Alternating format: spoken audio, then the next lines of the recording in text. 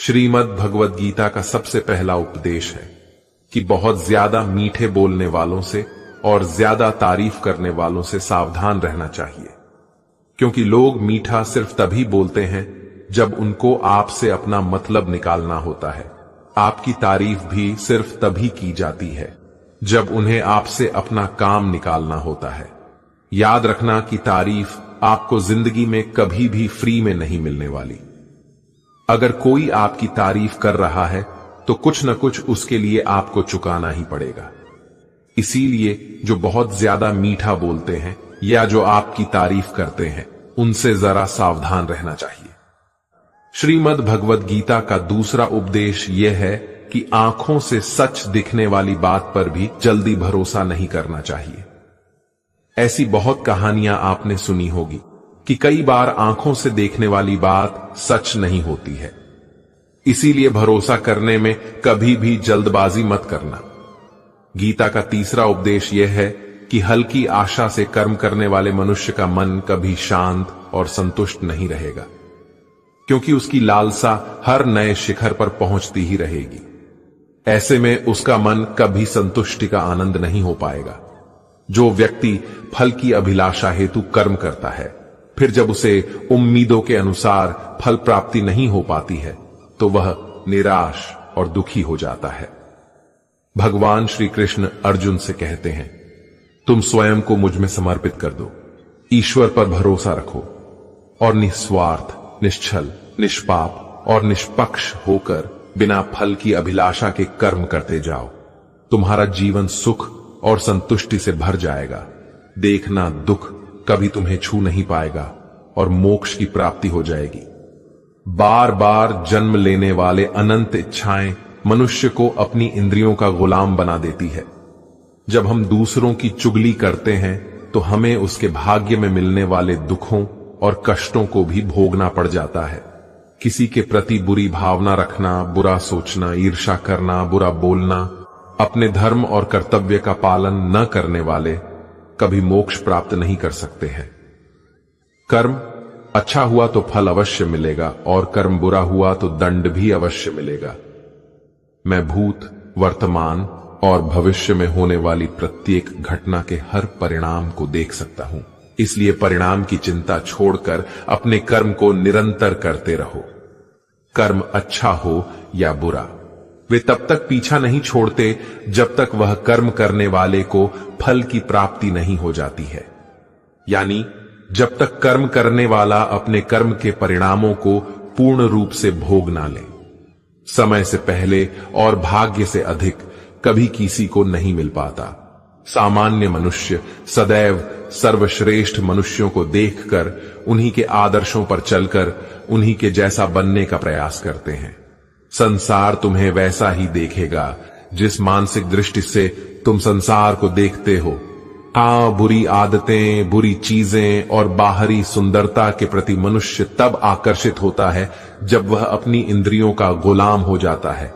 जिस प्रकार जलते हुए छोटे से दिए की रोशनी से प्रचंड अंधकार भी समाप्त हो जाता है, उसी प्रकार जब आप मन में मौजूद अज्ञानता से भरे अंधकार रूपी कमरे में सकारात्मक सोच का तेल डालकर ज्ञान का प्रकाश उजागर करेंगे, तो अज्ञानता रूपी समक्ष अंधकार स्वतः ही समाप्त हो जाता है। श्रीमद् भगवद गीता का चौथा उपदेश यह है कि लोगों में अपना सहारा ढूंढना छोड़ दो। सबसे बड़ी आपके मन की यही कमजोरी होती है कि आप दूसरों में सहारा ढूंढते हैं और यही चीज आपको कमजोर बनाती है। यही चीज आपका खुद पर विश्वास खत्म कर देती है। जो लोग सोचते हैं ना कि ये तो मेरा सहारा है, यह तो मुश्किल वक्त में मुझे काम आएगा, वही लोग मुश्किल वक्त में सबसे ज्यादा दुखी और अकेले पड़ जाते हैं। आप सिर्फ ईश्वर को अपना सहारा बनाओ। देखना, जब भी कोई मुश्किल आएगी ना, वो किसी न किसी को आपकी मदद के लिए भेज देंगे। दुनिया को सहारा मत बनाओ। जो खुद अपने लिए सहारा ढूंढ रहे हो, वह आपका सहारा कैसे बनेंगे? तो अपना सहारा दुनिया को नहीं, ईश्वर को बनाना चाहिए। गीता की 5वीं शिक्षा यह है कि क्रोध मनुष्य का सर्वनाश कर देता है। क्रोधी इंसान का कोई मित्र ही नहीं होता। हर इंसान उससे दूर भागता है। उसके सारे रिश्ते समाप्त हो जाते हैं। जो इंसान अपने क्रोध को नहीं संभाल सकता वो जिंदगी में कुछ भी संभाल नहीं सकता। श्रीमद् भगवद गीता का छठा उपदेश यह है, ईश्वर पर भरोसा रखकर दिल से उन्हें याद करोगे तो वह अवश्य किसी न किसी रूप में आकर आपकी मदद जरूर करेंगे। ईश्वर आपकी सुनता है या नहीं, यह आपकी श्रद्धा, विश्वास और आस्था पर निर्भर करता है। किसी का भला करके कभी एहसान न जताए, अन्यथा वह कर्म शून्य के समान हो जाता है और मिलने वाला यश बेकार हो जाता है। यह सोच करके कभी अभिमान नहीं करना चाहिए कि हमने तो कितने लोगों या जीवों की मदद की है, क्योंकि करने वाला तो स्वयं ईश्वर होते हैं। आप तो मात्र एक जरिया है। क्रोध करना व्यर्थ है। यदि क्रोध में आकर आप प्रतिक्रिया दे रहे हैं तो इसका अर्थ है आपको ईश्वर के बनाए कानून यानी कि कर्म पर भरोसा ही नहीं है। मन में शंकाओं को कभी जन्म ना दो। ये शंकाएं मन में गलत फहमियों के पहाड़ बना देती है, जिससे जीवन का सुख चैन छीन जाता है। यदि कोई आपके साथ बुरा करता है तो कर्म और समय उसका हिसाब खुद ही कर देगा। उपकार के बजाय परोपकार करें और चिंता की बजाय चिंतन करें। मन को सदैव नियंत्रित करके चले, अन्यथा यह मन आपका सबसे बड़ा शत्रु बनकर आपसे बुरे कर्म करवा सकता है।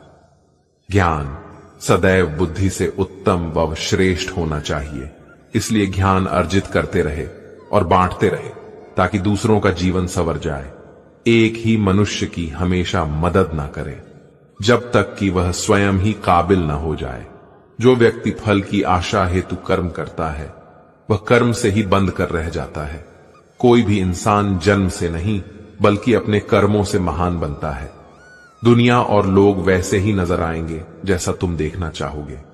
मेरा तेरा, छोटा बड़ा, अपना पराया अब मन से मिटा दो, फिर सब तुम्हारा है और तुम सबके हो। फल की अभिलाषा छोड़कर निरंतर कर्म करने वाला मनुष्य ही अपने जीवन को सुखद और संतुष्टिदायक बना पाता है। कोई भी दुख तुम्हें तब तक विचलित नहीं कर सकता जब तक तुम इंद्रियों को अपने वश में रखते हो। किसी भी जीव एवं मनुष्य से अत्यधिक लगाव एक दिन दुख का सबसे बड़ा कारण बनता है। जीवन में वही मनुष्य संतुष्ट रह सकता है जो कम से कम में भी खुश है और अधिक पाने या होने की लालसा व उम्मीद नहीं रखता है। गीता का 7वां उपदेश यह है कि अपने मन को शांत रखना सीखो, क्योंकि अशांत मन जीवन में सिवाय दुख के और आपको कुछ नहीं देने वाला, और एक शांत मन आपको जीवन में प्रेम और आनंद ही देगा। दुख और सुख सिर्फ शांत और अशांत मन के परिणाम है।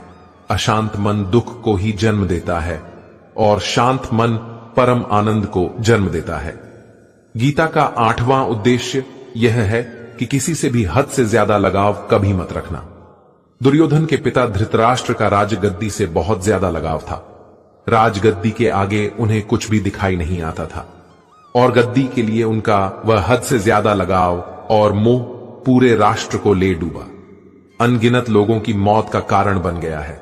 आप भी जब ऐसी ही किसी के पीछे हद से ज्यादा पागल हो जाते हैं तो वो चीज आपको मिले या ना मिले, लेकिन आपकी जिंदगी जरूर खराब कर देती है।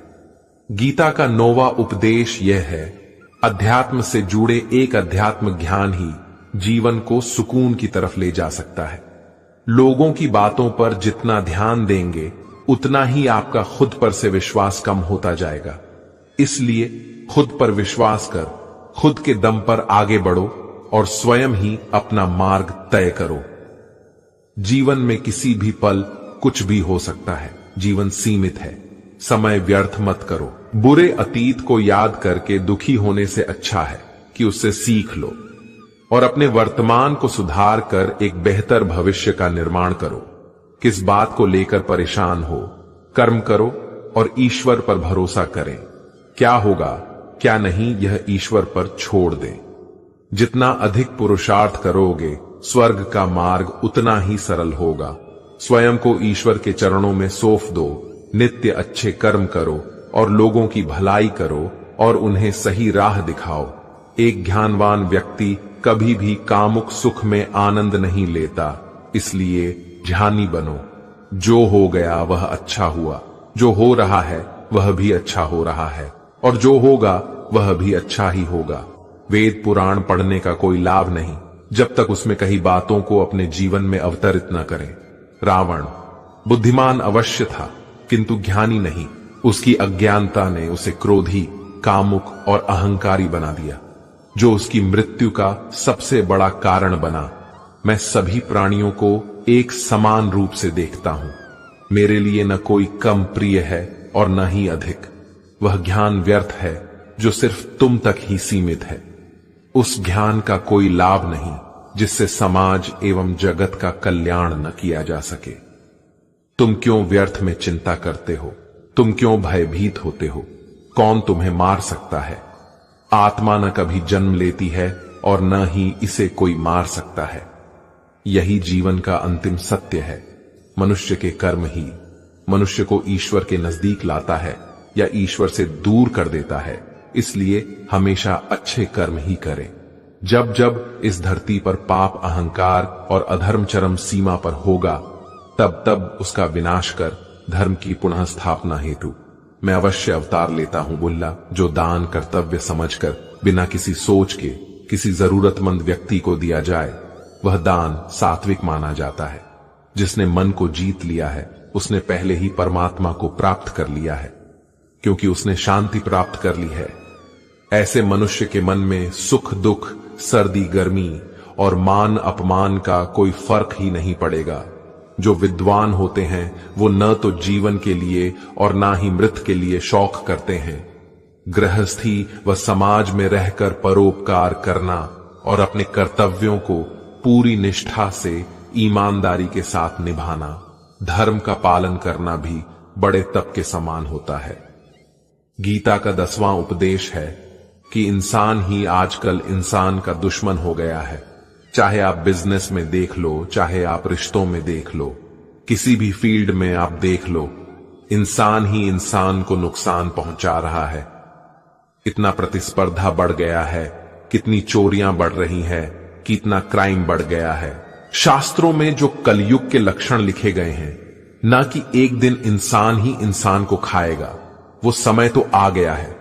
इंसान ही तो इंसान को खा रहा है, एक दूसरे का बिजनेस खा रहा है, एक दूसरे की नौकरियां खा रहा है, एक दूसरे की जिंदगी की खुशियां खा रहा है।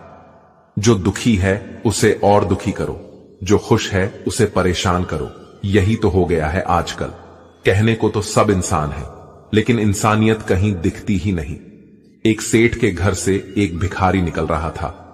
उसने उस सेठ से कहा कि मुझे एक गिलास पानी पिला दो, बहुत प्यास लगी है, बहुत दूर से पैदल चलकर आया हूं, मेरे प्राण निकल रहे हैं। तो सेठ बोला कि अभी आदमी नहीं है, आदमी आ जाए तो आपको पानी दे दिया जाएगा। थोड़ी देर बाद उस भिखारी ने सेठ से कहा, आप कृपया करके मुझे एक गिलास पानी पिला दीजिए, मैं चला जाऊंगा, मेरे प्राण निकल रहे हैं और आसपास में किसी का घर भी नहीं दिख रहा। तो उस सेठ ने कहा, मैंने कहा ना कि आदमी आने वाला है, वह आ जाए तो आपको पानी मिल जाएगा। फिर वह भिखारी उस सेठ से कहने लगा कि तुम खुद ही आदमी क्यों नहीं बन जाते थोड़ी देर के लिए, तुम ही आदमी बन जाओ। आजकल यही हो गया है, यहां कोई आदमी बनने को तैयार ही नहीं है। बस लोग एक दूसरे को नोचने में लगे हैं, एक दूसरे का फायदा उठाने में लगे हैं। इसीलिए ही कलयुग को मतलबी युग कहा जाता है कि लोग सिर्फ और सिर्फ एक दूसरे से अपने मतलब से ही जुड़े हुए हैं। गीता का 11वां उपदेश यह है कि जिंदगी में कभी भी खुद को किसी का जरूरतमंद मत बनाओ, क्योंकि जब तक आप किसी के जरूरतमंद नहीं होते, तब तक आपको कोई दुख नहीं पहुंचा सकता, कोई आपका फायदा नहीं उठा सकता। जिस इंसान के आप जरूरतमंद हो जाओगे, वो आपका लाभ उठाना शुरू कर देता है। जिस दिन आपने अपने जीवन को किसी का जरूरतमंद बना दिया, उसी दिन से आपको उसकी गुलामी करनी पड़ती है। औरों की तो छोड़ो, जो लोग अपने नौकरों के, काम वाली बाइयों के जरूरत हो जाते हैं, कष्टे तो उनका सब कुछ सहना शुरू कर देते हैं, क्योंकि उन्हें पता होता है दस कि आपका काम उनके बिना चल ही नहीं पाएगा और आप खुद से उतना काम कर नहीं पाएंगे। और दूसरा, कोई आपको मिल नहीं रहा तो उनका आपको परेशान करना शुरू हो जाता है। लेकिन जब उन्हें यह समझ आता है कि आप अपना काम खुद कर सकते हैं, तो आपको दूसरे 1000 ऑप्शन मिल सकते हैं, तो वो चुपचाप अपना काम करेंगे है। अब अगर आप कोई ऐसी नौकरी करते हैं जहां आपके बॉस के गलत होते हुए भी उसका टॉर्चर सहते रहते हैं, तो आपको पता होता है कि आप उसके जरूरतमंद हैं और वो उसका पूरा फायदा लेता है। और तो और जिस घर परिवार में आप रहते हैं, अगर वहां भी आप किसी की जरूरतमंद है तो वो भी आपको पूरा चूस लेता है, क्योंकि वहां आप 24 घंटे रहते हैं, कहीं और जा ही नहीं सकते हैं। आपके सर पर चढ़कर नाचेगा वो इंसान और आपको पूरी तरह से अपने कंट्रोल में रखेगा। लोगों को बहुत मजा आता है अपने से कमजोर इंसान को अपने कंट्रोल में रखने में। आप चाहे हजारों के लिए अच्छा करो, चाहे हर वह काम करो जिससे उन्हें खुशी मिले, पर ऐसे लोग आपकी गर्दन को दबाकर रखते हैं। आप में अगर कुछ प्रतिभा है तो आपके पंख ही काट दिए जाएंगे।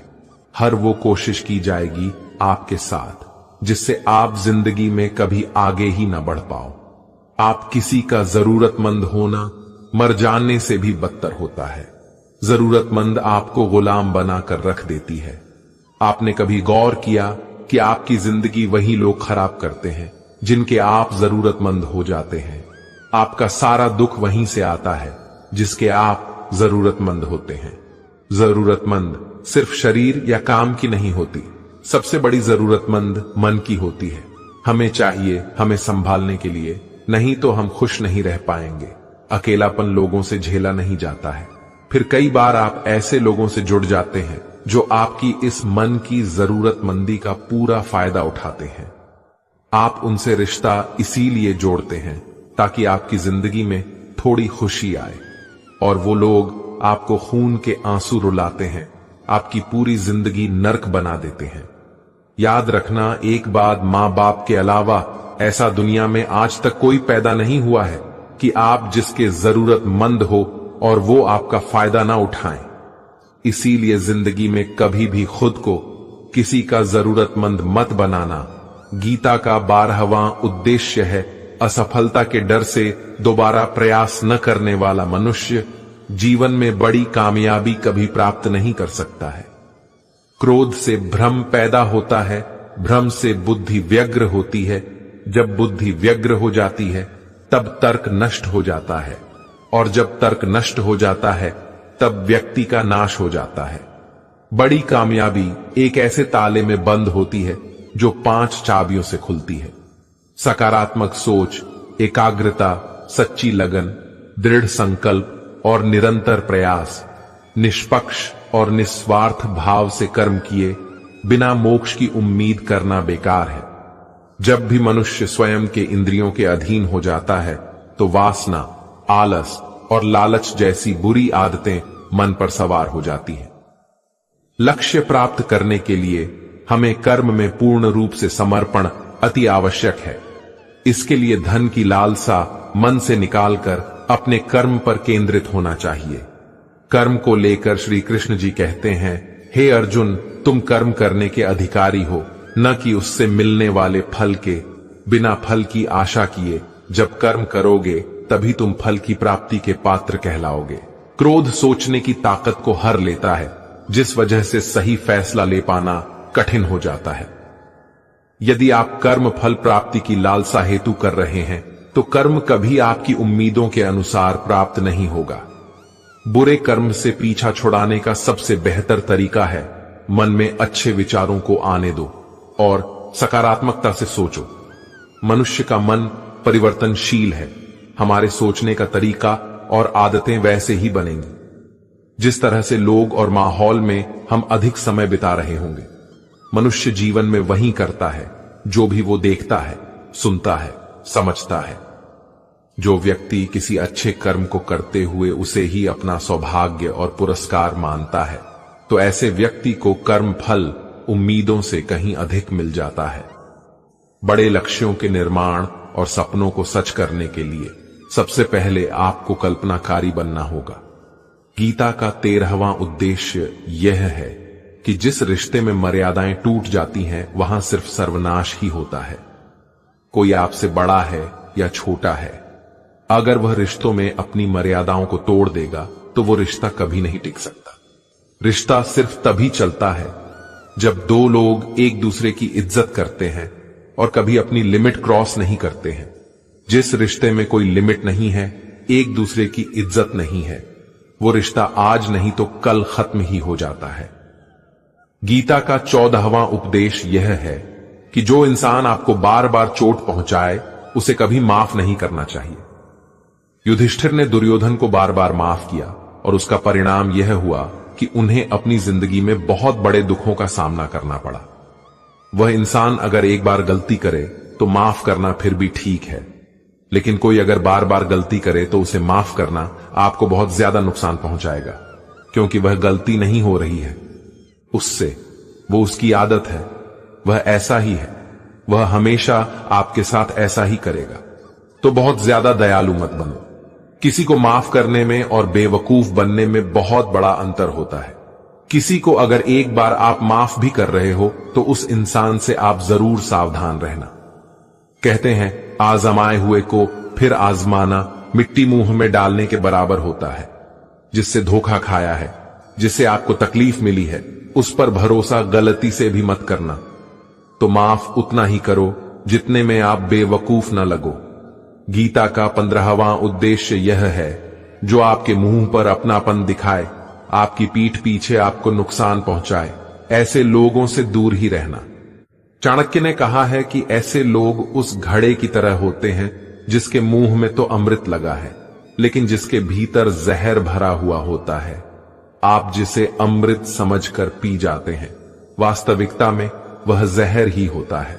तो ऐसे लोगों को जहर की तरह छोड़ देना चाहिए, जो अपनेपन का दिखावा करें और पीछे से हमेशा आपको नुकसान पहुंचाए। गीता का 16वां उपदेश यह है कि अपनी खुशी और अपना दुख हर किसी के आगे जाहिर नहीं करना चाहिए, क्योंकि लोग आपकी खुशी पर नजर लगा देते हैं और आपके दुख में आपकी हंसी उड़ाने लगते हैं। आपकी खुशी से कोई खुश नहीं होता, लोगों को जलन होती है। हर आंसू आंख में लाया ना करो, हर जख्म सबको दिखाया ना करो। यहां लोग हाथ में नमक लिए फिरते हैं, इसलिए अपना हर दर्द सबको दिखाया ना करो। लोग तो बैठे ही हैं दुखी इंसान को और दुखी करने, और जो खुश है उसको तकलीफ पहुंचाने के लिए। अपनी मन की हालत अपने तक ही रखो, सिर्फ उसे बताओ जिसे उसे समझने की समझ हो। गीता का 17वां उपदेश यह है कि जीवन में कई बार नया शुरू करने के लिए पुराने को पूरी तरह से मिटाना पड़ता है। श्री कृष्ण से कुंती ने पूछा था कि हे कृष्ण, क्यों तुमने इतना बड़ा महायुद्ध करवा दिया? तो श्री कृष्ण ने बोला कि अधर्म बहुत बढ़ गया था और इस अधर्म का पूरी तरह से नाश करने के लिए, एक नए युग को लाने के लिए पुराने का सर्वनाश करना बहुत जरूरी होता है। जब कोई महल पूरी तरह से पुरानी हो जाती है तो उसे पूरी तरह से तोड़कर फिर से नव निर्माण होता है। ऐसे ही आपके जीवन में भी आपको कुछ नया करना है तो पुराने को पूरी तरह से मिटाना होगा। गीता का 18वां उपदेश यह है कि जब भी जिंदगी में खुद को अकेला महसूस करो, तब इस सच्चाई को ठीक से समझ लेना कि आप दुनिया में अकेले ही आए थे और अकेले ही जाओगे। वास्तविकता में यहां कोई आपका अपना नहीं है। एक दिन तो जो मां बाप हमें जन्म देते हैं वह भी हमें अकेला छोड़कर चले जाते हैं, तो औरों से तो उम्मीद ही क्या करना। यदि कोई आपका साथ छोड़ दे तो याद रखना कि वह ईश्वर सदा आपके साथ है, वह आपका साथ कभी नहीं छोड़ता। गीता में श्री कृष्ण ने अर्जुन से कहा कि चाहे कोई मनुष्य मुझे माने या ना माने, लेकिन मैं इंसान का साथ कभी नहीं छोड़ता, क्योंकि यह सब मेरी ही संतानें हैं। इंसान को ईश्वर का ही अंश कहा गया है, इसलिए मनुष्य को ईश्वर की संतान कहा जाता है। इसीलिए आपको अकेलेपन से कभी दुखी नहीं होना चाहिए, कभी डरना नहीं चाहिए, बल्कि किसी गलत इंसान के साथ रहने से डरना चाहिए। एक कहावत है कि something is better than nothing, यानी कुछ होना कुछ नहीं होने से कुछ गुना बेहतर है। लेकिन एक और कहावत है, nothing is better than nonsense. In nonsense लोगों के साथ रहने से अच्छा है आप अकेले ही रहा रहो। इसीलिए गीता का यह उपदेश हर इंसान के लिए बहुत जरूरी है, जो खुद को अकेला समझकर दुखी हो जाते हैं। इसीलिए अकेलेपन से डरना, दुखी होना छोड़ दो, क्योंकि यहां कोई किसी का नहीं होता। गीता का 19वां उपदेश यह है कि जब कोई आपके साथ धोखा या छल करे तो उसको कोसना या दुखी होना छोड़ दो, बल्कि उससे शिक्षा लो कि लोग असलियत में वैसे नहीं होते जैसा आप उन्हें समझ लेते हैं। यहां पर लोग अपने मुंह पर मुखौटा लगाकर घूमते हैं। यहां हर इंसान खुद को अच्छा दिखाने की कोशिश करता है। अच्छा बनने की कोशिश कोई नहीं करता है। आप किसी के साथ थोड़ा गलत व्यवहार करके तो देखो, उसका असली रंग सामने आ जाएगा। या फिर जब आपकी जिंदगी में कुछ मुश्किल वक्त आएगा तो भी आपको उसका असली रंग देखने को मिल जाएगा। इसीलिए किसी पर भी जल्दी भरोसा नहीं करना चाहिए। किसी से भी इतनी उम्मीद नहीं लगानी चाहिए कि बाद में हमारा दिल ही टूट जाए, क्योंकि दुनिया के लोग न कभी किसी के हुए हैं और न कभी किसी के होंगे। अपना दिल उस ईश्वर को समर्पित कर दो, फिर देखना आपका दिल कोई नहीं दुखा पाएगा। श्री कृष्ण ने अर्जुन से गीता के 12वें अध्याय भक्ति योग में कहा है कि हे अर्जुन, अपना मन, अपनी बुद्धि, अपना दिल सिर्फ उसमें लगा दे, फिर देखना तेरा दिल कोई नहीं दुखा पाएगा, कोई तेरा दिल नहीं तोड़ पाएगा। याद रखना, इस दुनिया में आप जिससे भी सबसे ज्यादा दिल लगाओगे, सबसे ज्यादा दुख भी आपको वही इंसान देगा, क्योंकि इस दुनिया में दिल की कोई कद्र नहीं है, भावनाओं की कोई कद्र नहीं है। कदर होती है बस मतलब की, फायदे की, कि आपसे किसी का क्या फायदा हो सकता है। जब तक आपसे लोगों का मतलब है तब तक सब लोग आपसे अच्छा चलते हैं। जैसे ही उनका मतलब खत्म हो जाता है वैसे ही उनका बात करने का तरीका भी बदल जाता है। इसीलिए जब आप किसी से नया नया मिलते हैं तो उस पर यकीन मत करिए, वह सिर्फ एक मुखौटा है, आपको दिखाने के लिए, आपको फंसाने के लिए। अब ये आप पर निर्भर करता है कि आप उसमें फंसते हैं या अपनी समझ से काम लेते हैं। गीता का 20वां उपदेश यह है कि कभी भी अपने धन, अपने पद और अपने बल का अभिमान नहीं करना चाहिए। दुर्योधन को बहुत अभिमान था कि मेरे पास भीष्म पितामह जैसे, द्रोणाचार्य और कर्ण जैसे योद्धा बैठे हैं, तो इन पांडवों को तो मैं यूं ही मसल कर रख दूंगा। अपने धन का अभिमान था, अपने पद और शक्ति का अभिमान था, लेकिन वो अभिमान एक दिन उसके सर्वनाश का कारण बना। जो लोग अपने पैसे के अहंकार में या शक्ति के अहंकार में दूसरों को नीचा दिखाते हैं, दूसरों को चोट पहुंचाते हैं, एक दिन उनकी वही गलती उनका सर्वनाश कर देती है। इसलिए जीवन में आप चाहे कितने भी सफल हो जाए, कितने भी बड़े इंसान हो जाए, लेकिन उसका अभिमान दूसरों को कभी मत दिखाना। गीता का 21वां उपदेश यह है, श्री कृष्ण अर्जुन से कहते हैं कि हे अर्जुन, मृत्यु जीवन का अटल सत्य है जिसे कुछ समय के लिए टाला जा सकता है, किंतु झूठा साबित नहीं किया जा सकता। और यह शरीर तो किराए के घर की भांति है, जहां हम कुछ समय के मेहमान हैं। शरीर नश्वर है किंतु आत्मा अमर है। जो होना है उसे कोई टाल नहीं सकता, और जो होना ही नहीं है उसके बारे में शोक व चिंता करके स्वयं की परेशानियां बढ़ाने के ही समान है। जो भी जन्म लेता है उसकी मृत्यु निश्चित है, और मरने वाले का जन्म भी निश्चित है। इसलिए जो अटल है उसके विषय में तुम्हें शौक नहीं करना चाहिए। सच्चाई से कभी दूर नहीं भागा जा सकता है, इसलिए सत्य को स्वीकार कर लेने में ही हमारी समझदारी है। झूठ को जानबूझकर सत्य मानकर जीना ही बहुत बड़ी गलत फहमी कहलाती है।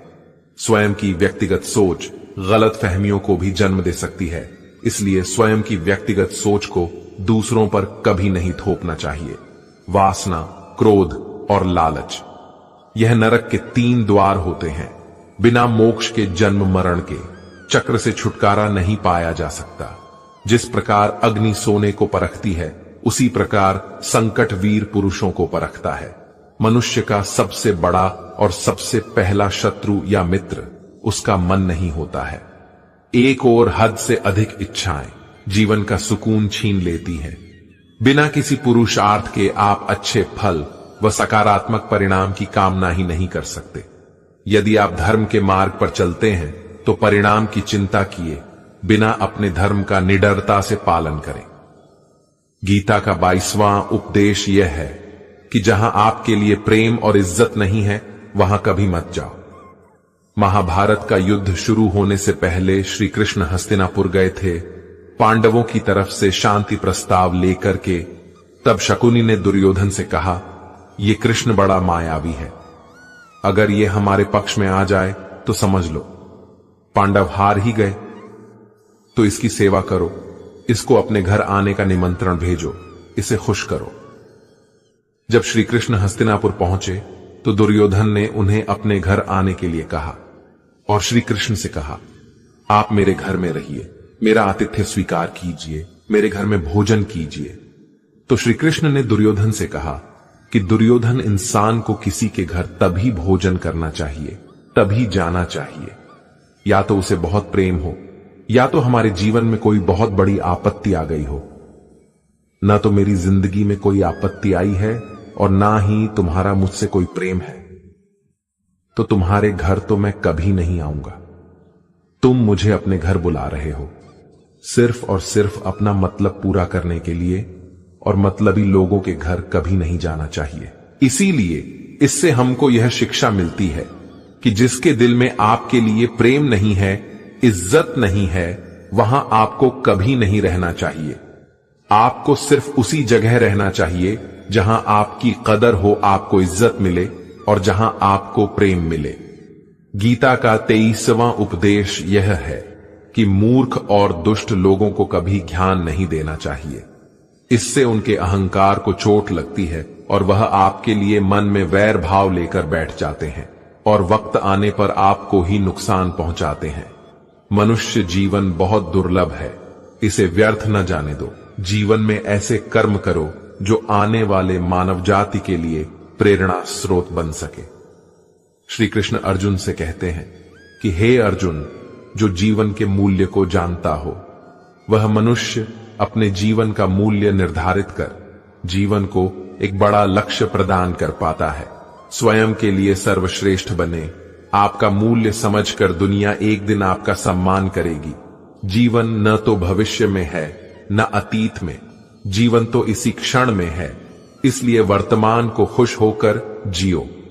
श्री कृष्ण अर्जुन से कहते हैं कि हे अर्जुन, तुम्हारे तथा मेरे अनेक जन्म हो चुके हैं, मुझे तो वो सब जन्म याद है लेकिन तुम्हें नहीं है। खुद को जीवन के योग्य बनाना ही सफलता और सुख का एकमात्र मार्ग है। ईश्वर आपके जीवन को सुधारने हेतु अनेक कर्म करने के मौके देता है, किंतु मनुष्य अपनी इंद्रियों के अधीन रहकर उन मौकों का सही लाभ नहीं उठा पाता है। अच्छे कर्म करने के मौके कभी न छोड़े। कर्म करो फल की लालसा छोड़कर कर्म करने वाला मनुष्य ही अपने जीवन को सफल बना पाता है। बुरे कर्मों के बाद जिंदगी भर कितने भी अच्छे कर्म कर लो, किंतु बुरे कर्मों का फल अवश्य ही मिलकर रहेगा। श्री कृष्ण अर्जुन से कहते हैं, हे अर्जुन, एक सच्चा योगी अपने कर्म फल की इच्छा किए बिना कर्म को धर्म समझकर पूरी निष्ठा से करता है। जो मनुष्य न तो कर्म फल की इच्छा करता है और न ही कर्म फलों से घृणा करता है, वह सन्यासी जाना जाता है। जीवन में किसी भी मुकाम को प्राप्त किया जा सकता है। जब मनुष्य अपने मन पर नियंत्रण और खुद पर विश्वास रखकर आगे बढ़े तो निर्बलता अवश्य ईश्वर देता है, किंतु मर्यादा मनुष्य का मन ही निर्मित करता है। गीता का 24वां उपदेश यह है, आप चाहे कितने भी अच्छे हो, लेकिन अगर बुरे लोगों के साथ रहोगे तो आपका भी वही हाल होगा जो बुरे लोगों का होता है। भीष्म पितामह एक ब्रह्मचारी थे, धर्मात्मा थे, लेकिन वह अधर्म के पक्ष में खड़े हो गए। द्रोणाचार्य भी एक ब्राह्मण थे, लेकिन वह अधर्म के पक्ष में खड़े हो गए तो अंत में उनका वही हाल हुआ जो एक अधर्मी इंसान का होता है। उनको मृत्यु के समय भयानक पीड़ा का सामना करना पड़ा। इसीलिए गलत संघ में कभी नहीं रहना चाहिए, क्योंकि कई बार आपको उनके संग में रहने की वजह से उनके ही कर्मों की सजा मिलने लगती है। फिर आपको समझ नहीं आता कि मैंने तो कुछ किया भी नहीं, मैं तो खाली उनके साथ रहता हूं, मुझे दुख क्यों मिला। बुरे लोगों का संग आपकी जिंदगी में कभी खुशी नहीं लाएगा, इसलिए हमेशा अच्छे संघ में रहना चाहिए। गीता का 25वां उपदेश यह है कि जो दूसरों के साथ छल करता है उसका अंत बहुत बुरा होता है। दुर्योधन का मामा शकुनी और दुर्योधन ने पांडवों के साथ जीवन भर छल किया, पथ पथ पर उन्हें धोखा दिया, कभी ईमानदारी से उनके साथ नहीं चला, और उसका परिणाम दुर्योधन को यह मिला कि उनके दल का हर एक बड़ा योद्धा छल के द्वारा ही मारा गया, क्योंकि दुर्योधन ने जैसा कर्म किया था उसको वैसा ही फल मिला। सारा जीवन भर उसने छल किया तो अंत में उसकी खुद की मृत्यु भी एक छल से ही हुई थी। इसीलिए कोई अगर खुद को बहुत ज्यादा चालाक समझता है कि दूसरे को धोखा दे दिया, दूसरे को बेवकूफ बना दिया, एक दिन कोई आएगा उसकी जिंदगी में भी तो उसको ही धोखा देगा, क्योंकि कर्म सबके चेहरे याद रखता है। जो जैसा कर्म करता है उसको वैसा फल जरूर मिलता है। गीता का 26वां उपदेश यह है कि जीवन में जब भी कोई मुश्किल आए तो हिम्मत मत हारो, बस थोड़ा धीरज रखो। जो लोग मुश्किल वक्त में खुद को थोड़ा संभाल कर धीरज रखते हैं वह हर मुश्किल को आसानी से पार कर जाते हैं। एक राजा अपने गुरुजी के पास गया और उसने गुरुजी से जाकर बोला कि ऐसे तो राज्य में हर प्रकार की खुशहाली है, पर वक्त का कोई भरोसा नहीं है। अगर कभी जिंदगी में कोई मुश्किल वक्त आए तो उस वक्त के लिए मुझे कोई मंत्र दीजिए, कोई शिक्षा दीजिए कि उस बुरे वक्त से कैसे बाहर निकलना है। तो गुरुजी ने उसे एक ताबीज बांध कर दे दिया और राजा से कहा कि इस ताबीज में मैंने एक मंत्र लिख कर रखा है। जब तुम्हारी जिंदगी में बहुत बुरा वक्त आए और तुम्हें लगे इससे बुरा तो कुछ हो ही नहीं सकता है, उस समय पर यह ताबीज खोलकर तुम इस मंत्र को पढ़ लेना है। तुम्हारे अंदर बहुत शक्ति आ जाएगी। और एक दिन ऐसा हुआ भी कि उस राजा के राज्य में किसी दूसरे राजा ने आक्रमण कर दिया और इस राजा की ऐसी स्थिति हुई कि उसे अपना राज्य छोड़कर अपने कुछ लोगों के साथ भागना पड़ा। उस समय पर राजा बहुत दुखी था और विचार करने लगा कि गुरुजी ने मुझे तावीज दिया था कि जब जिंदगी में बहुत बुरा वक्त आए तब उसे खोलकर पढ़ना, और इसके अंदर जो मंत्र लिखा हुआ है वह मेरे अंदर शक्ति भर देगा। राजा ने विचार किया कि इससे बुरा वक्त और क्या हो सकता है। उसने गुरुजी का दिया हुआ वह ताबीज खोला और उसके अंदर लिखा हुआ था कि यह वक्त भी गुजर ही जाएगा। इस वचन को पढ़कर राजा के मन में एक शक्ति आई कि यह जो बुरा वक्त है यह भी टिकने वाला नहीं है, यह भी निकल ही जाएगा। इसलिए मुझे हिम्मत नहीं हारनी, वापस से अपनी सेना खड़ी करनी है। उस राजा ने वापस अपने सैनिकों को जमा करके अपनी सेना को खड़ा किया और उस राजा पर हमला करके अपना राज्य वापस प्राप्त किया। तो जिंदगी में स्थिति चाहे कितनी भी बुरी क्यों ना हो, वह हमेशा के लिए नहीं रहने वाली, वो भी एक दिन गुजर जाएगी। वह चाहे कैसा भी हो, एक दिन जरूर बदल जाएगा। हमारी जिंदगी में न जाने कितनी बार दुख आए, कितनी बार मुश्किल वक्त आए, लेकिन हम हर बार निकल जाते हैं। ऐसे ही आपकी जिंदगी में जब कोई मुश्किल वक्त आए तो मन में यह विश्वास रखना कि यह वक्त भी एक दिन गुजर ही जाएगा। पैदा इसलिए अपनी हिम्मत मत हारो।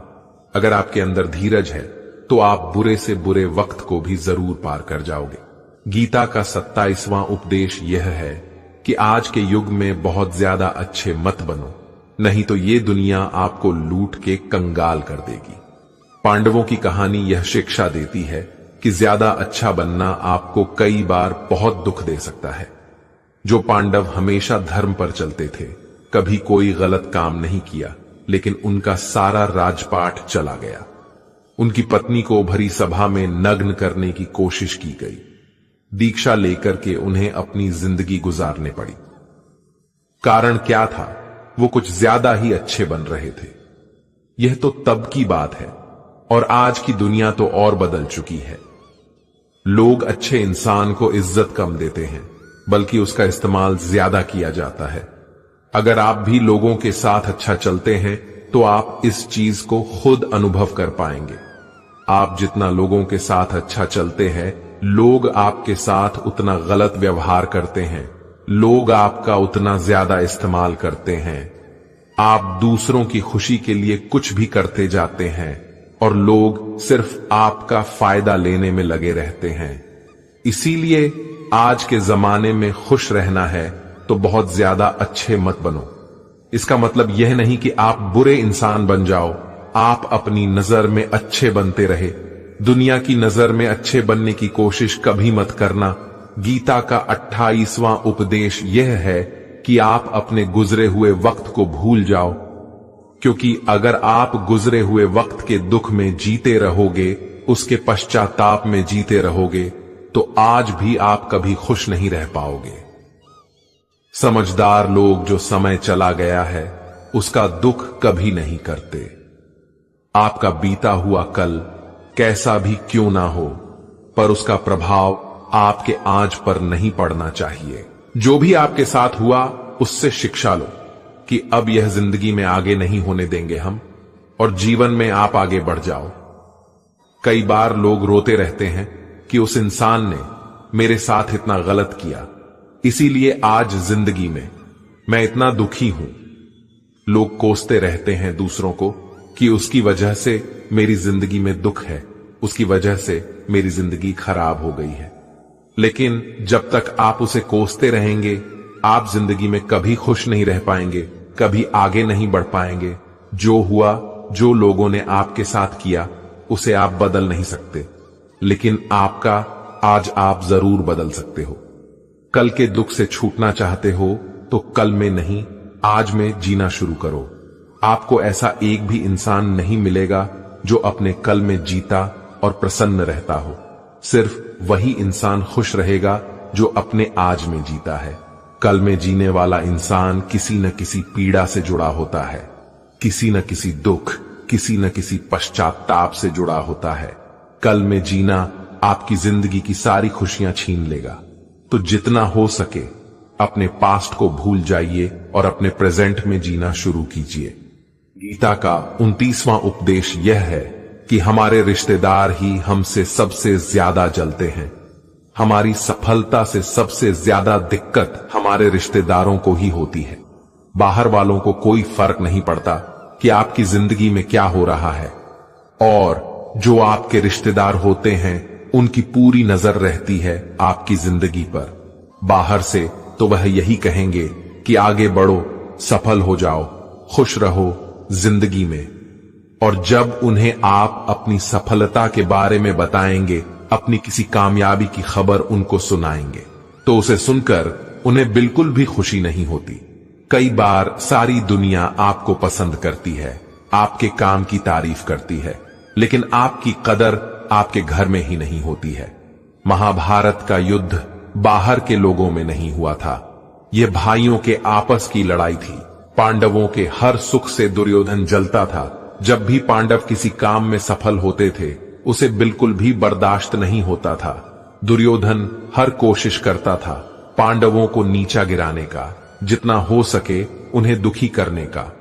और वहीं भाइयों की आपसी जलन महाभारत के युद्ध की वजह हुई, जिसमें न जाने कितने अनगिनत लोग मारे गए। बाहर वाले को क्या फर्क पड़ता है कि आप कैसी जिंदगी जीते हैं, लेकिन ये जो रिश्तेदार होते हैं, ये जो करीबी लोग होते हैं, मजाल जो इन्हें आपकी खुशी बर्दाश्त हो जाए। सबसे खतरनाक होते हैं ये लोग, क्योंकि ये बाहर से बहुत मीठा चलते हैं, आपको अच्छे अच्छे शब्द कहते हैं, लेकिन आपके पीठ पीछे यह आपसे जरा भी खुश नहीं होते।